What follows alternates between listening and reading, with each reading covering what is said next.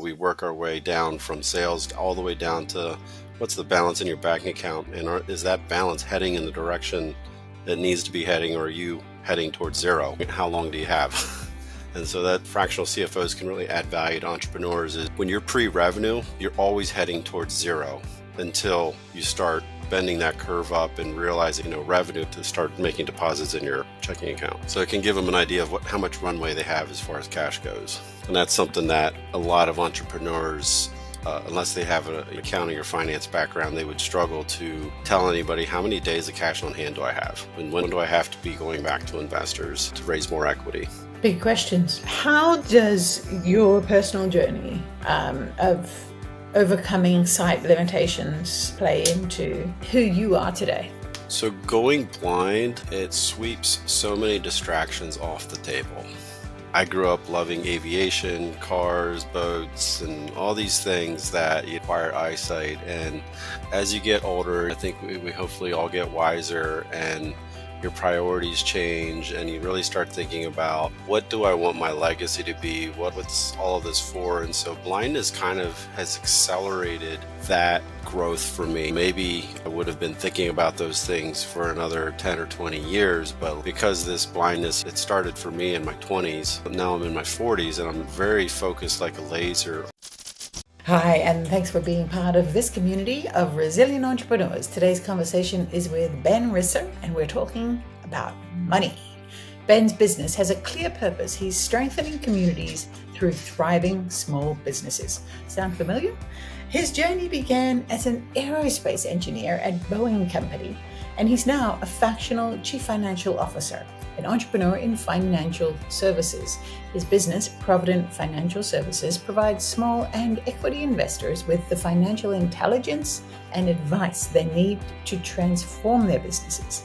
And that includes fractional chief financial officer services, day-to-day accounting services, all to develop and action business strategy. So today we may be touching on goal setting and budgeting, and why it's so important and how to do it well.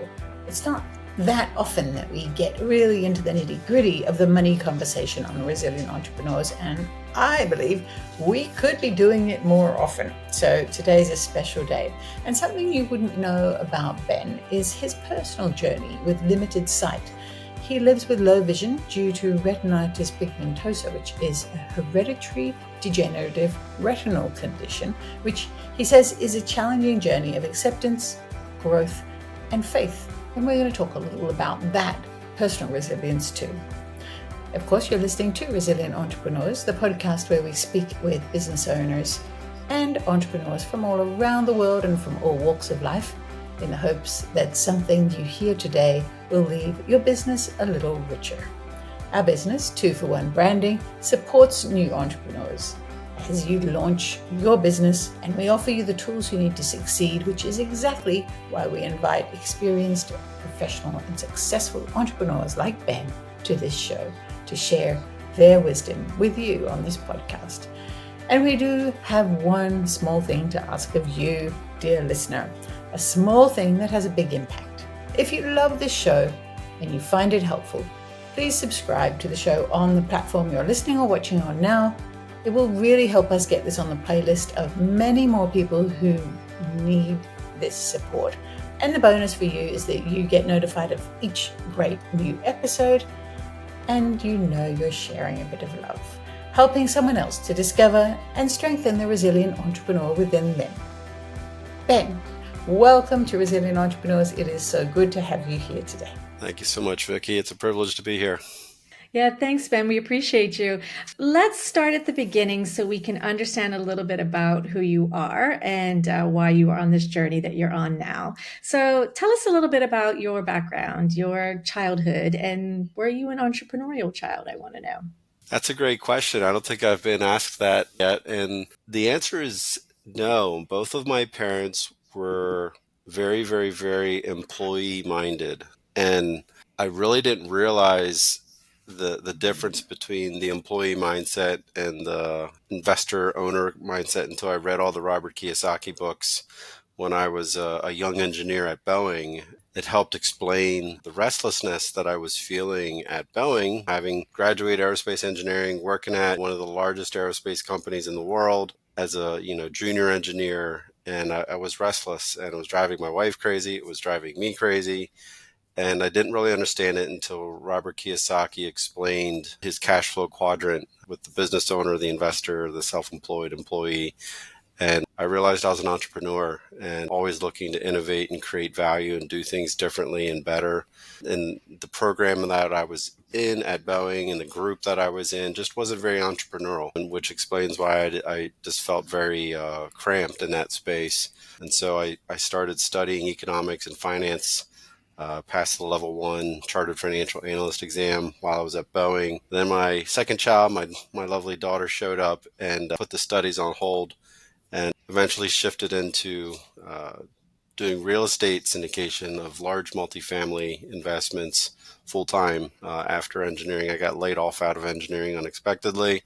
Kind of had to make a choice. Do I go back in engineering? Do I continue on this entrepreneurial route? And chose to continue the entrepreneurial route. And just to close the loop as to how I got to where I am now is we syndicated 6 large investments. And during that time, I found myself with an affinity for the accounting and finance side of things, always migrating to the CFO. So I ended up pivoting and just becoming a fractional CFO firm, providing fractional CFO services, and am not active currently in those real estate syndications, but I'm so grateful for the opportunity and everything I learned during that. But that's kind of how we got from where we are to back then to today. Can you describe for those who are not familiar with the concept of fractional CEO, what that means in real terms? Yeah, that's great because a lot of people, their eyes just glaze over when you say fractional, and then some people just shut down with acronyms. And so, fractional is really about the shared use of an asset. So, if you were to purchase a fraction of a private jet, you have purchased the right to use that jet for a portion of its availability. It's kind of the same concept with a fractional CFO. You're purchasing a portion of that individual's time and attention, so it's really a shared resource among multiple companies who are clients of that CFO. So, do you have a business where you have many fractional CFOs in your company, or is it you dividing you? Right now, it's me dividing me. My vision for the business is to grow it to the point where I can have multiple CFOs and I can really focus on stewarding the vision, serving my team, and just making sure that my customers are being served in a way that is fulfilling to the kind of the vision of my company, which is thriving families and communities and nonprofits for people's well-being. So, how many fractions are you in? How many fractions are we talking to right now? You are talking to, I would say right now, 1/4. So I'm small right now. So I kind of ebbs and flows depending on the needs of various customers. Right now, I'm kind of at a lower point. So I'm around 4 or 5. But a fractional CFO, depending on their scope of work, can get up as high as 11 clients or as low as 5, depending on the scope of work. It's very useful for small businesses, this type of opportunity to have a CFO without a CFO full-time salary, right? So is Yes, that exactly how you help? that's the value proposition, though it's very challenging to unpack for two small business owners. So typically I'm looking at companies in the 1 to 10 million range in revenue, where they're too small to afford a full-time controller or a full-time CFO, but they've long outgrown the original accounting team that they had in place when they started the business. Could have been their wife or whoever, just a basic bookkeeper. And right now they're operating their business with a bookkeeper and a tax accountant and nothing in the middle. So my services seek to fill that big functional void between the bookkeeper and the tax accountant, where I'm walking through with them throughout the year, helping them with financial management, increasing their financial literacy, which is important as the business scales. They need to understand that more and more, helping them set business financial goals that align with their personal financial goals. And for startups, cash management and really understanding how much cash is it going to take us to get to revenue, and making sure that you raise enough to entrepreneurs, my counsel is budget for a CFO. When you do your financial planning, as soon as you can afford a fractional CFO, hire one, even if it's just for a quarterly service where they're coming in, doing a quarterly dipstick check, making sure that you're on a good trajectory with cash, you're on a good trajectory with your plan, holding you accountable, whether you're an established small business or a startup or a small business that's looking to exit. Fractional CFO is key to making sure that you're in good position to raise equity if you're a startup or to sell if you're established and you're looking to move on. Thank you for raising the exit part of this conversation as well, because we've recently been having conversations on this show about you're building your business, it's your baby, yet there's going to be a time when it's time to say bye-bye and make lots of cash at the end, which may Yeah. be some people's vision for it. And if you don't know what to do at the early stages, or you don't do it well, that could really kibosh the exit because you've not set yourself up well. So it is something that needs to be considered even as we start our businesses. Yeah, I would say high quality bookkeeping, which I lump into the term of accounting. High quality accounting makes your business marketable to private equity, but it also makes it marketable to prospective buyers. And it's not only about making sure that your business is reaching certain profitability benchmarks when you're looking to sell so that it's valued well. There's also the operational side of it of, do you have a system in place that's well documented that actually can be handed off, where the owner can train another incoming owner all that they need to know and that everything's documented, because it's really going to hurt the business value if a buyer feels like, well, what I'm buying isn't repeatable with me. All of that is tribal knowledge with the owner. Like if the owner leaves, the business is just going to dip. And so really having a system in place where the owner is pretty much able to not be active in the day to day because everything's documented. They have a team that's trained. Everybody's gainfully and happily employed and they're not going to go anywhere. That's really what's going to help make a strong sale. Yeah, and a strong business, right? In the process of that, building that system and having everybody working to a system makes a lot of sense. Entrepreneurs often think, hey, if I'm making a profit, then everything's fine and I can just keep rocking along, right? So tell us, what are some of those sort of unexpected mistakes that entrepreneurs make with their money? Yeah, so profit, if we're talking about net profit does not equal cash flow. And that's a kind of an accounting mystery that to people who aren't familiar or very knowledgeable in accounting, like it's kind of like a black magic. It's like I had a great month of net income, but my bank account is struggling. What happened? And just understanding what are the activities that are happening on the balance sheet that are stealing all your cash, because you can have a profitable business but be incredibly cash poor. And those are things that you should know before you encumber yourself with debt or any kind of obligation that's going to take cash from your net income.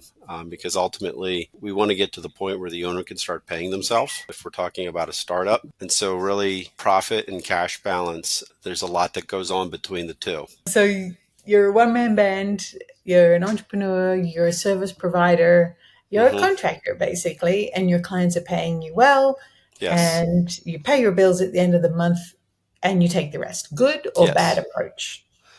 That is not a bad approach. However, I think there should be more forward looking strategy involved there, because I think there's a linkage that needs to be made between an individual's personal financial plan and their business financial plan.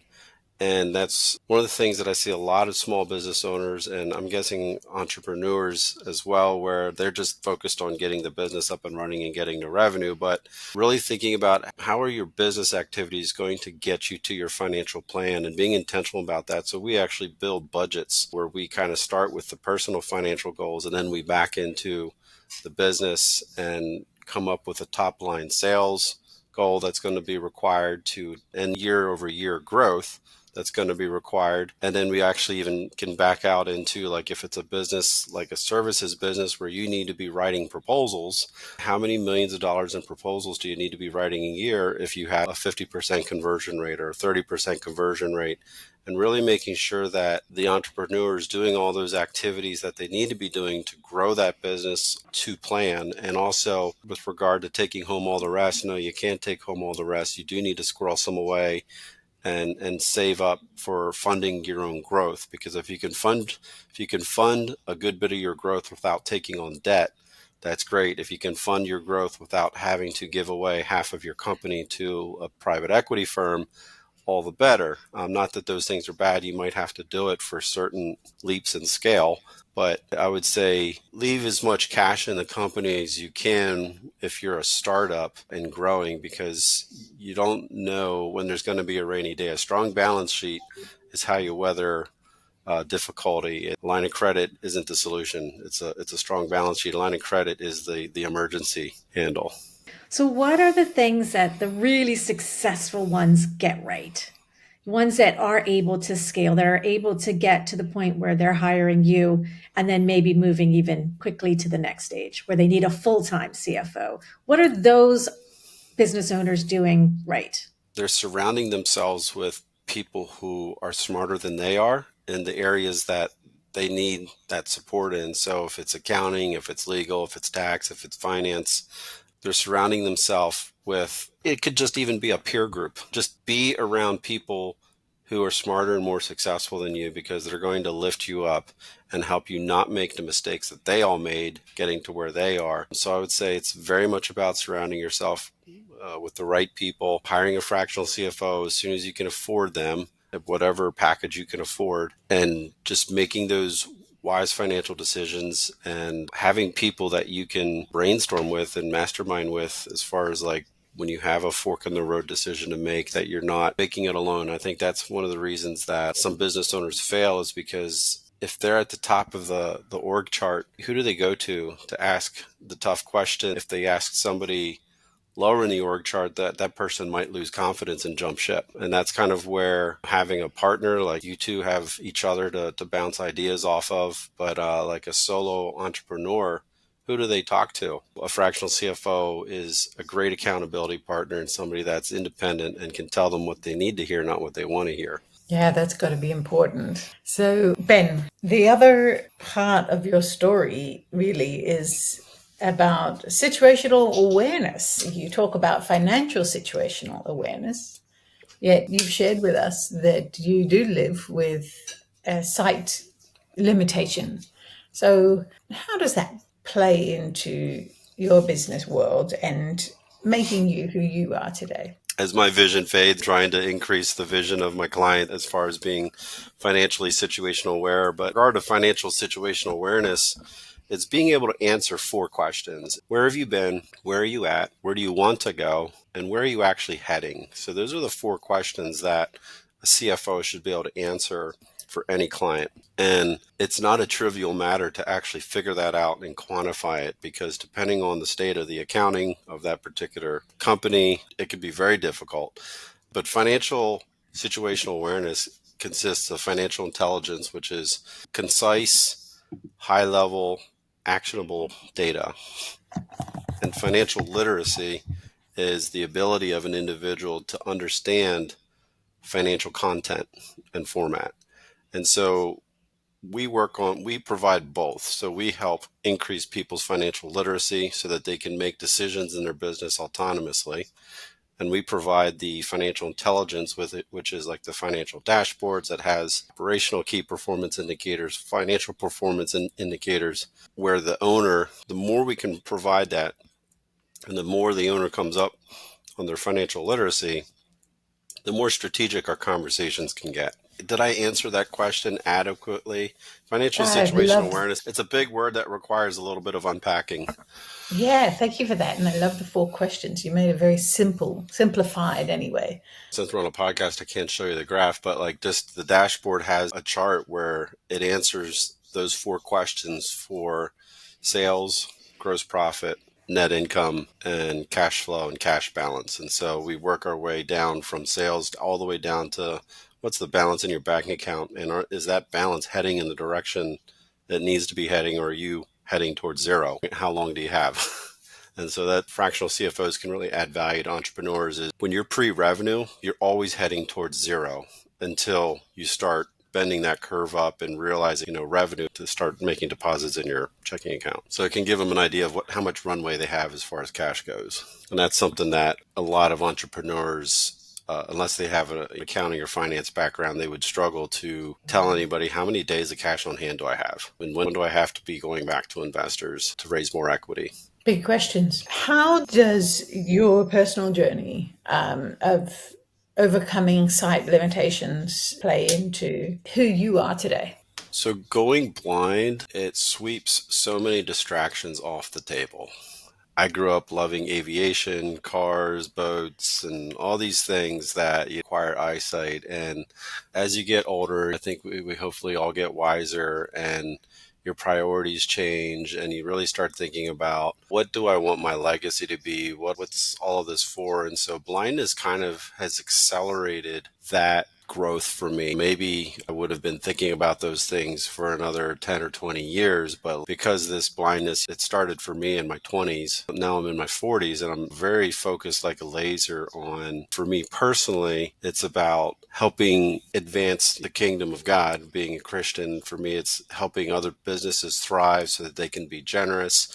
Myself being involved in community activities, being on the board of nonprofits, and really just desire professionally at a very high level is I want to create pipelines of capital to fund kingdom work. Kingdom work being Christian work with that's based on Christian values, pro-life, pro-family, pro-freedom, and just looking to bring relief to people who are suffering, bring freedom to captives, and to teach my children to do the same. So that's really the kind of influence that I'm looking to have on my customers through this very intimate relationship that the CFO has to another owner, because finances are one of the most personal things, and there's so much trust that has to be built before somebody opens their finances up to you, because it can be a dirty closet. But that's kind of the overarching vision of what I'm doing, is to help people to be able to be generous and to influence them to do good things with their generosity.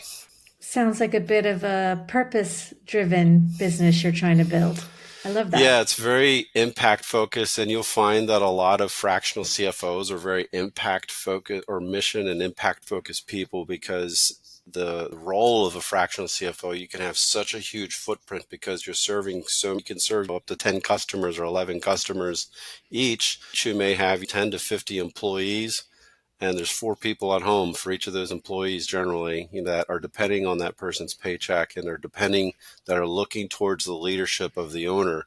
And the leadership of the owner is influenced by the leadership that the fractional CFO is providing. Being that close to the owner, you can have an impact on how they view the world, how they view their employees, and how they make decisions that affect their employees. So there's a huge opportunity to have an impact as a fractional CFO. Do you carefully select who you work with? Are you careful in that process? Yes, I do seek to work with values-aligned organizations that are looking to accomplish the same things in the world. I will not contract with business that's supporting people's vices. I'm looking for businesses that are, like I said, favorable to life, family, faith, and freedom.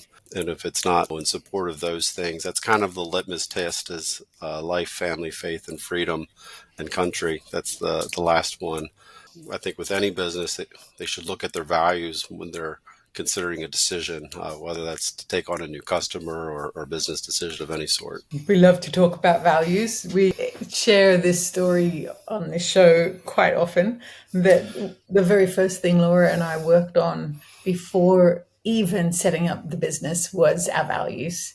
That way we knew that we were right for each other as partners in this business. And we had a lovely strategy session, and my mind goes right back to that room and the board that we had, and sharing our values was such a personal and beautiful Yeah. conversation, because we also learned so much more about each other in that time. And it's And such an important part of life and business. yeah, and if you think about it, I mean, can you think of any business deal that's gone wrong, whether it's something that was so big in the news or just between you and customers where it wasn't like the business deal went sideways and it wasn't because values were misaligned. Like most of the time, value misalignment eventually bubbles up and causes a breach of the relationship, an ending of the engagement. I think values alignment is so important inside of a partnership, but also between a business and its customers. And it's an important conversation to have with oneself, because quite often, until you have that conversation in business, you may not even be mindful of what your personal values are. And when we Hmm. become more aware of what our personal values are, then life changes too.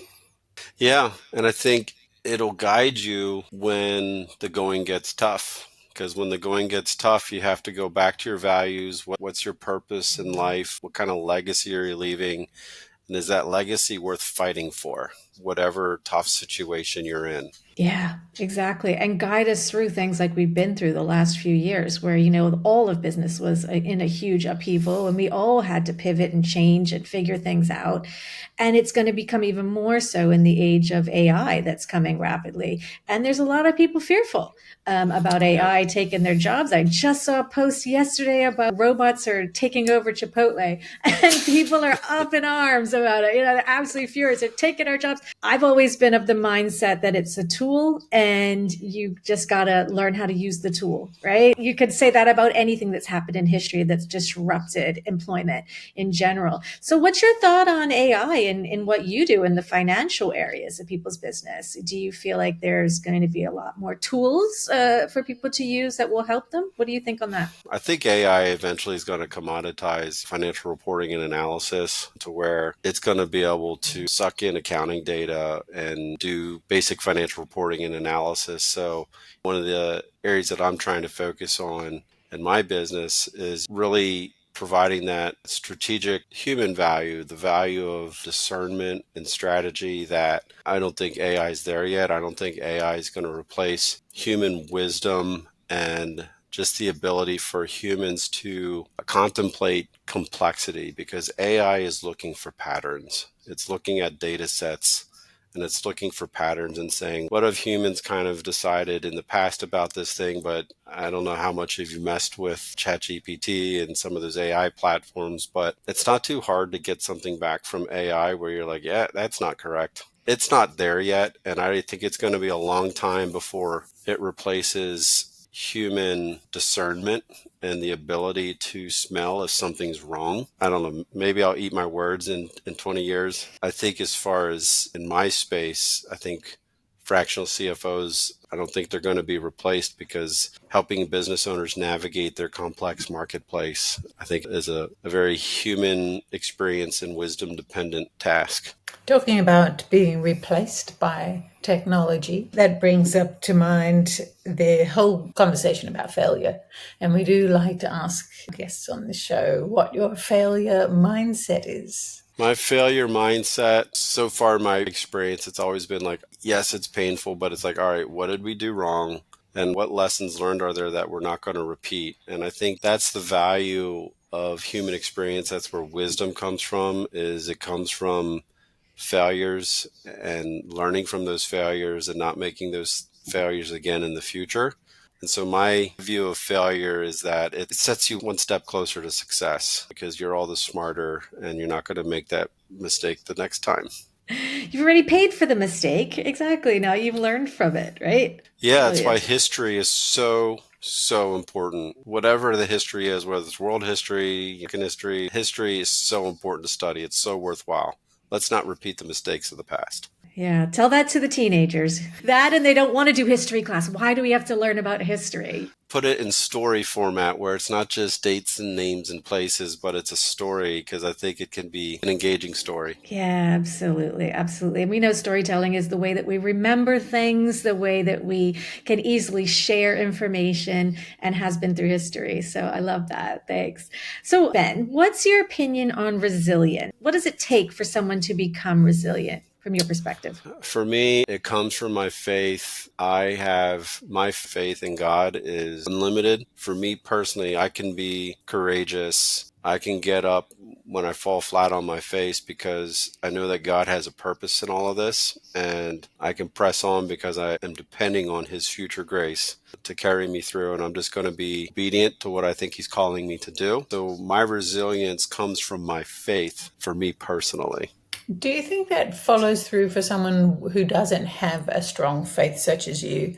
Yet they may have faith in anything. They have faith in the system or in anything. Faith in itself is a concept that Mhm. may keep us going. It gets us through. Faith in yourself can get you pretty far because I think a lot of people can go further than they otherwise would have if they didn't have faith in themselves. They look at their successes and failures of the past and say, I survived this in the past. I know I can survive this going forward. That can make them resilient. I guess for me, if I didn't have my faith in God, I guess I would have a very much more pessimistic view of my own capabilities. I think it's probably just the way I'm wired. I'm definitely wired to kind of be self-deprecating and undervalue myself to other people. As far as like having resilience from a secular perspective, that can be just due to like somebody's just tough as nails. They have piss and vinegar running through their veins and they're just tough. So I think it just kind of depends on the makeup of the person. Thank you for sharing that. And thank you for sharing your own faith and your own place in life. And I would even consider it vulnerability. And for Yeah. sharing personal resilience that you've shown since you were in your 20s, living with sight impairment, still staying so upbeat. Different people could take this in different ways, right? If you were granted news that you were given in your 20s, that could have started somebody on a very different trajectory in their life. Yeah, just my positive outlook on everything does link back to like, I think God has a purpose and there may be things that God could use me to do blind that I otherwise would not have been able to do because I would have been so distracted with X, Y, or Z. Like maybe there's a purpose and a plan for all I know. In the Bible, Apostle Paul says, he had this thorn in the flesh, and people think it was blindness. And he asked God how many times, 3 times, to take it away. And God said, no, my grace is sufficient for thee. And so he was using that to keep Apostle Paul dependent on him and looking to him and not trying to trust in his own strength and ability. So I submit to that if that's how God wants to use my life, or pray for healing all the time. Absolutely. I think that faith in a purpose is so huge for anybody, regardless of your personal, choice of faith that you want to believe Hmm. in. But having that purpose-driven life, I think, leads us to creating greater things. And there's no doubt, vision or no vision, that you will create something great with the knowledge and expertise that you've built over the years, right? Because that is what no one can take from you. Like no one Yeah. can take that from you. And I love that you focus on strategy, because we focus on strategy too. And I do believe that is the thing that AI is not going to take from Right. humans, is the ability to strategize and that forward thinking and the planning and the one-on-one growth that happens when two people get together to coach and learn and mentor and help and grow together. That partnership between either like a coach and an employee, or like you, a financial expert and an entrepreneur, like that sharing of knowledge leads to such growth that you can't take that away. Yet, who knows, you're right. In 20 years, we might completely come back here and say, well, we were wrong. But I still want to believe that strategy is going to play a big part in that. So I love that that's something you're focused on too. So, Hmm. Ben, we've had an amazing conversation about a lot of topics, and we love to throw you a curveball for a change. Vicky and I are usually the ones asking the questions. So we like to throw it to you and invite you to ask a question of us. It could be on anything. Yeah, so I've been reserving 10% of my brain during this whole conversation and been thinking about this.